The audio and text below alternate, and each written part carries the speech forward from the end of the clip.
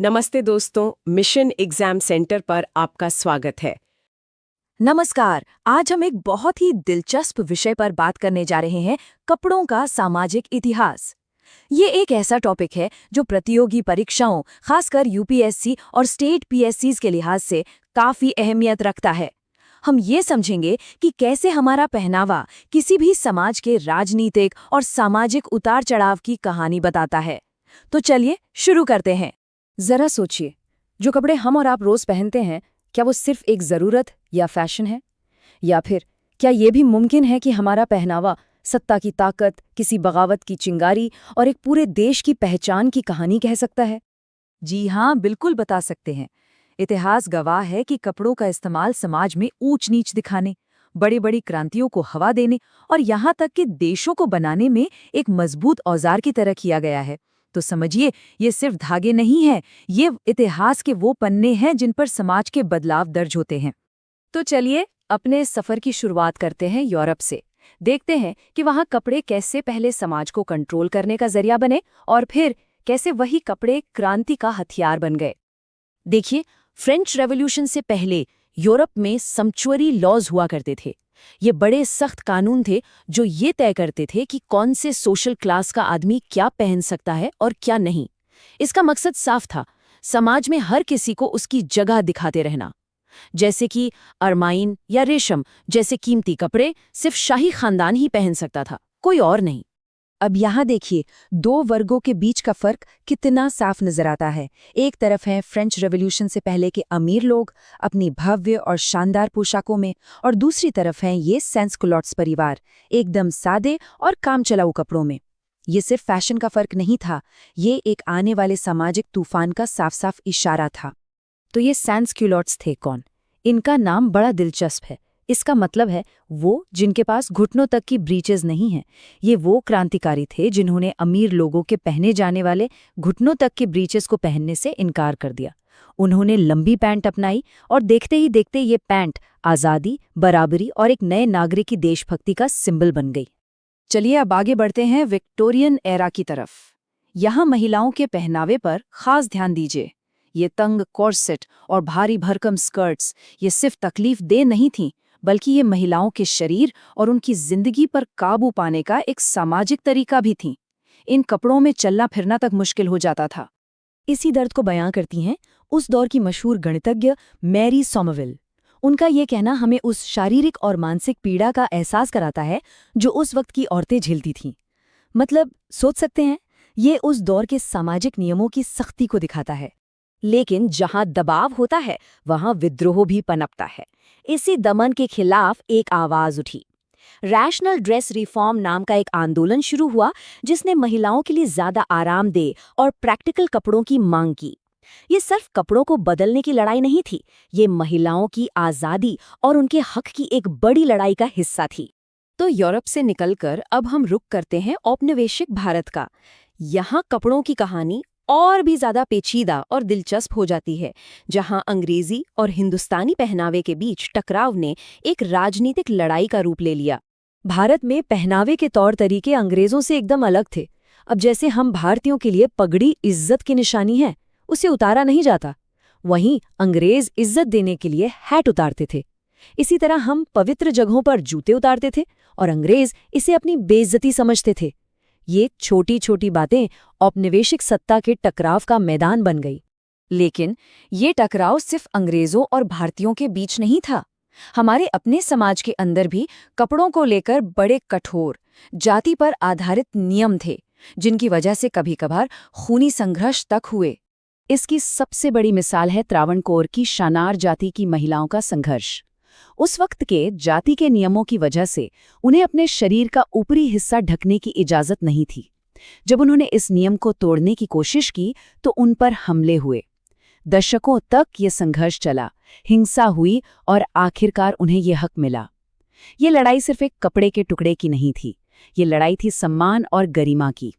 अब हम उस दौर में आते हैं जब भारत की आज़ादी की लड़ाई के दौरान एक मामूली सा कपड़ा सियासत का और राष्ट्रवाद का सबसे बड़ा प्रतीक बन गया।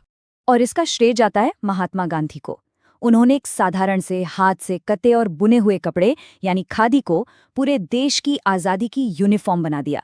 खादी पहनना मतलब ब्रिटिश मिल के कपड़ों का बहिष्कार, आत्मनिर्भरता का ऐलान और अंग्रेजी हुकूमत के खिलाफ एक ताकतवर विरोध।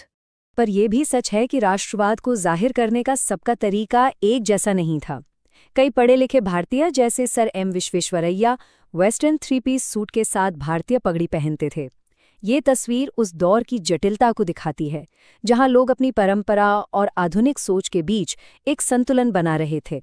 और हाँ, ये समझना भी बहुत जरूरी है कि खादी को सभी ने नहीं अपनाया था। इसके पीछे कई वजहें थी। एक तो ये मिल के बने कपड़े से ज्यादा महंगा पड़ता था।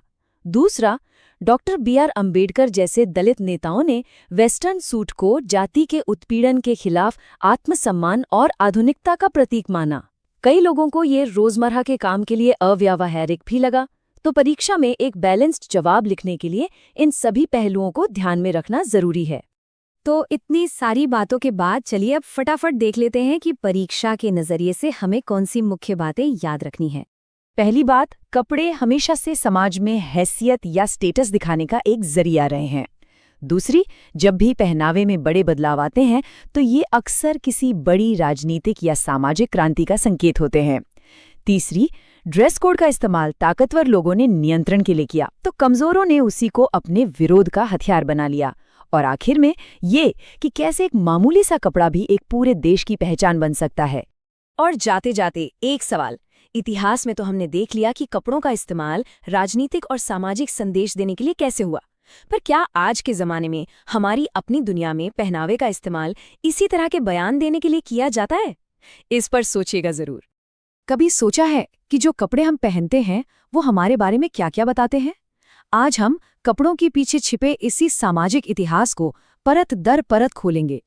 तो चलिए एक बहुत ही सीधे से सवाल से शुरू करते हैं। क्या एक कमीज सिर्फ एक कमीज होती है, या फिर ये शक्ति, बगावत और पहचान जैसी बड़ी बड़ी कहानियां भी सुनाती है? जैसा कि हम आगे देखेंगे, एक मामूली सा दिखने वाला कपड़ा कभी जंग का मैदान बना तो कभी आजादी का परचम। कई सदियों तक कोई क्या पहनेगा ये उसकी मर्जी नहीं बल्कि एक हुक्म होता था। और इसकी शुरुआत हुई मध्यकालीन यूरोप से। और यहीं सामने आते हैं समचुअरी कानून। अब ये क्या थे? ये असल में ऐसे नियम कानून थे जो ये तय करते थे कि समाज में कौन क्या खाएगा, क्या पिएगा और क्या पहनेगा। मतलब लोगों को उनकी सामाजिक हैसियत के दायरे में रखने का एक तरीका। और ये बंटवारा कितना साफ था वो इस बात से पता चलता है। एक तरफ शाही खानदान थे जिन्हें अरमाइन, रेशम, मखमल जैसे महंगे कपड़े पहनने की इजाजत थी, तो दूसरी तरफ आम लोग जिन पर इन कीमती चीजों पर पूरी तरह पाबंदी थी। मतलब आपका पहनावा आपकी पैदाइश तय करती थी। ये कंट्रोल सिर्फ कानूनों तक ही सीमित नहीं था, ये शारीरिक भी था। खास तौर पर विक्टोरियन इंग्लैंड में महिलाओं के लिए, जहां कॉर्सेट सिर्फ एक पहनावा नहीं बल्कि सामाजिक और शारीरिक जकड़न का प्रतीक था। लेकिन देखिए, जब भी दबाव बढ़ता है तो विरोध की चिंगारी भड़कती ही है। और अब कपड़ों के जरिए ही एक क्रांति की कहानी लिखी जाने वाली थी। 18वीं सदी के आखिर और 19वीं सदी की शुरुआत में दुनिया ने बदलाव की एक बड़ी लहर देखी। 1789 में फ्रांसीसी क्रांति ने पुराने पहनावे के नियमों को चुनौती दी। फिर 1830 के दशक में इंग्लैंड में महिलाओं के अधिकारों के आंदोलन ने कपड़ों में सुधार को अपनी लड़ाई का हिस्सा बनाया। और 1915 आते आते पहले विश्व युद्ध ने महिलाओं के फैशन को पूरी तरह बदल कर रख दिया। फ्रांसीसी क्रांति में तो कमाल ही हो गया। क्रांतिकारियों ने अपनी एक अलग ही यूनिफॉर्म बना ली। स्वतंत्रता का प्रतीक बन गई लाल टोपी। ढीली ढाली पतलून पहनकर आम लोगों ने अमीरों के फैशन को ठेंगा दिखाया। और नीले, सफेद और लाल रंग तो एक नए आजाद देश की पहचान बन गए। फिर आया पहला विश्व युद्ध। इस दौरान करीब 70,000 महिलाओं को फैक्ट्रियों में काम करने के लिए आगे आना पड़ा। अब सोचिए, ऐसे माहौल में वो पुराने, भारी भरकम बंधे हुए कपड़े पहनना तो नामुमकिन था। तो जाहिर है सहूलियत सबसे बड़ी जरूरत बन गई, और इसी जरूरत ने महिलाओं के लिए सादे और आरामदेह कपड़ों का रास्ता खोला। इस एक बड़े बदलाव ने पहनावे में सुधार के आंदोलन को और भी तेज कर दिया। चलिए अब यूरोप से निकलकर चलते हैं भारत की तरफ। उस दौर का भारत जब यहाँ ब्रिटिश राज था, और यहाँ तो कपड़े संस्कृतियों के टकराव का एक बिल्कुल नया मैदान बन गए थे। अब देखिए टकराव कितना दिलचस्प था। यूरोप में किसी बड़े अधिकारी के सामने हैट उतारना सम्मान की निशानी थी, वहीं भारत में पगड़ी इज्जत और स्वाभिमान का प्रतीक थी, जिसे उतारना अपमान माना जाता था। एक ही चीज, सिर का पहनावा और मायने बिल्कुल उल्टे। और ये टकराव सिर्फ सामाजिक दायरे तक नहीं रहा, ये अदालतों तक पहुंच गया। 1862 में एक पारसी जज थे, मनोजी कोवासची एंटी। उन्होंने कोर्ट में अपने जूते उतारने के ब्रिटिश हुक्म को मानने से इनकार कर दिया। उन्होंने कहा कि ये भारतीय रिवाज के खिलाफ है। सोचिए, एक जोड़ी जूते बगावत का कितना बड़ा प्रतीक बन गए। तो अंग्रेजी हुकूमत के इसी दौर में भारतीय राष्ट्रवादियों ने आज़ादी की लड़ाई का एक नया तरीका खोजा, और ये तरीका था एक मामूली से धागे से एक आज़ाद भारत का ताना बाना बुनना। और यहीं से शुरू हुआ स्वदेशी आंदोलन। देखिए हुआ क्या, 1905 में बंगाल के बंटवारे के बाद भारतीयों ने बड़े पैमाने पर ब्रिटिश सामान का बहिष्कार शुरू कर दिया। लोगों से अपील की गई कि वो विदेशी कपड़े पहनना छोड़ दें। और फिर महात्मा गांधी ने खादी को, यानी हाथ से काते और हाथ से बुने कपड़े को, राष्ट्रीय पहचान का प्रतीक बना दिया। गांधी जी का सिर्फ एक धोती पहनना अपने आप में एक बहुत बड़ा राजनीतिक बयान था। ये इतना असरदार था कि 1931 में विंस्टन चर्चिल ने उनका मजाक उड़ाते हुए उन्हें अधनंगा फकीर तक कह दिया। इस एक बात से ही खादी की ताकत का अंदाजा लगाया जा सकता है। लेकिन यहाँ एक सवाल उठता है, अगर खादी आज़ादी का इतना बड़ा प्रतीक थी, तो फिर हर किसी ने इसे क्यों नहीं अपनाया? देखिए, इसकी वजहें काफ़ी उलझी हुई थीं। एक तो खादी अंग्रेज़ों के मिलों में बने सस्ते कपड़े से महंगी पड़ती थी। दूसरा, मजदूरों के लिए मोटा और सफ़ेद खादी पहनना और उसे साफ रखना मुश्किल था। वहीं डॉक्टर B.R. अम्बेडकर जैसे कुछ लोगों के लिए पश्चिमी सूट पहनना जाति के उत्पीड़न को नकारने और आत्मसम्मान जताने का तरीका था।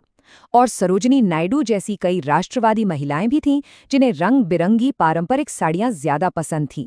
तो ये सारी कहानियां हमें आज के दौर में लेकर आती हैं, हमारी और आपकी अलमारी तक, और उन कपड़ों तक जो हम हर रोज चुनते हैं। क्रांतिकारियों की लाल टोपी से लेकर भारत में हाथ से बने कपड़े तक, ये बात तो साफ है कि पहनावा हमेशा से अपनी बात कहने का एक बहुत ताकतवर जरिया रहा है। तो आखिर में बस एक सवाल रह जाता है, अगली बार जब हम तैयार हों तो जरा सोचें, हमारे कपड़े आज कौन सी कहानी कह रहे हैं।